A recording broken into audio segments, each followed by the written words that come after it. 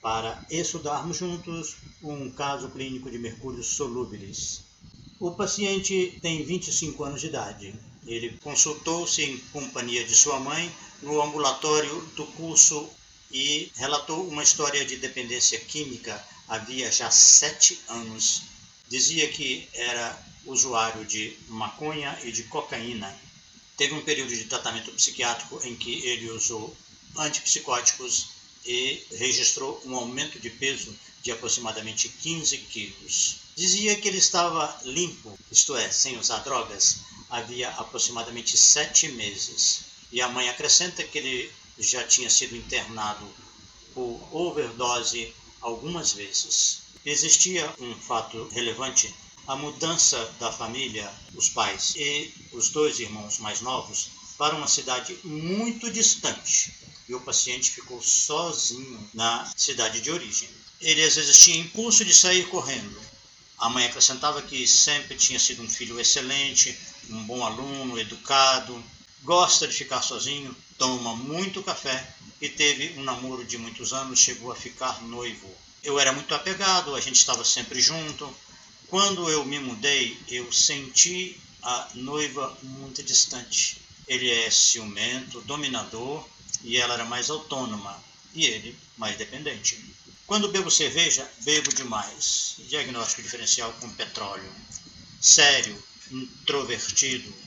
Moro com pais e 2 irmãos. O pai é fechado, a irmã esquizofrênica e, na adolescência, o paciente tinha se tornado marxista, revoltado com a sociedade, com o sistema. Ele se dizia muito cheio de si naquela época. Aos 17 anos, quando começou o namoro, ele se aproximou um pouco mais de Deus, se achou mais humilde e se considerava muito inteligente, principalmente por causa do seu conhecimento a respeito de Marx. A namorada é evangélica e ele diz assim: ela me doutrinou. Ele ficava revoltado quando via mendigos e uma ocasião diz a mãe que ele ficou horas fazendo uma pipa, é aquilo que a gente chama de papagaio em certas regiões do país. E quando a pipa ficou pronta e ele soltou, ela prendeu a rabiola e rasgou. E o paciente ficou possesso. Ele se batia, puxava seus próprios cabelos, batia a cabeça na parede. Acrescenta ainda que ele tinha medo de ET, sentia presenças, se achava também perseguido pelo demônio e só se soltava com as pessoas quando ele começava a defender as ideias revolucionárias marxistas. De hipótese diagnóstica foi drogadição e a conduta Mercúrios 200FC teve uma influência maior para a escolha do medicamento, que são as rubricas revolucionista, rebelde, anarquista revolucionário e anarquista.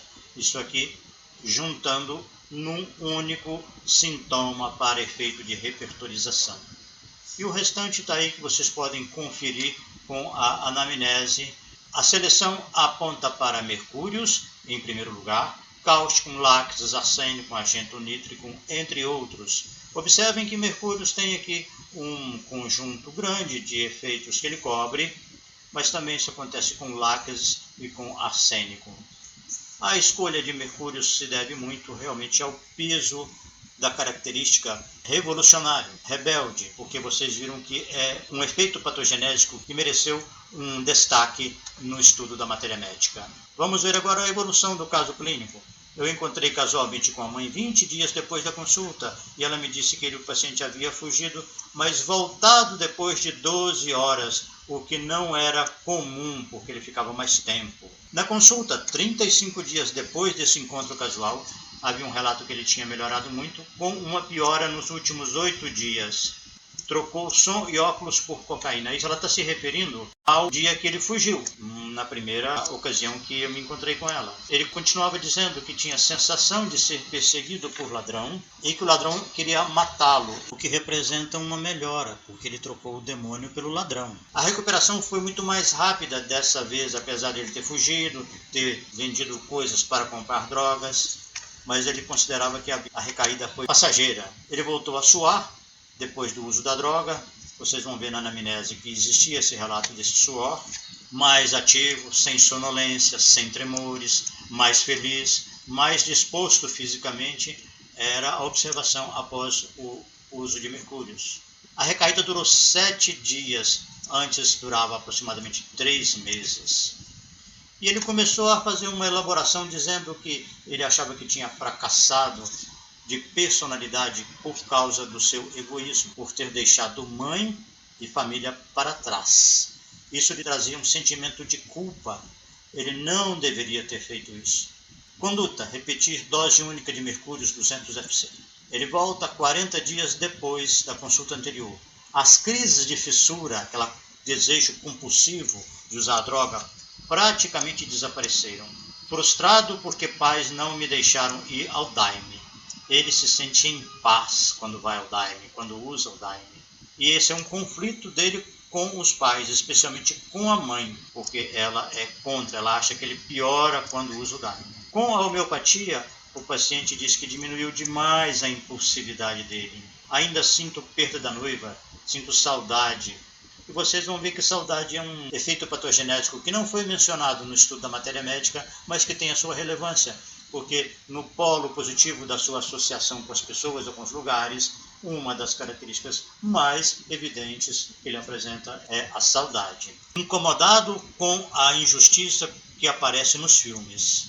E ele diz, um sentimento dele, que a dependência química dificilmente tem jeito, dificilmente tem cura. Talvez eu seja maconheiro até o final da vida, mas agora com mais esperança de conseguir. Ele diz que com o tratamento homeopático a melhora foi tão significativa que ele está estupefato, impressionado. A mãe diz, ele melhorou muito, como nunca. Piorou novamente com o daime.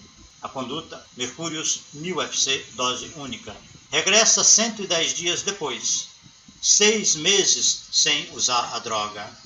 Feliz ao ver a ex-noiva, mas ela se mostrou muito fria quando reencontraram. Se despediram e ele diz que tomou 2 cervejas e ficou muito bêbado. Então a mãe o reencontrou depois e o censurou muito por isso.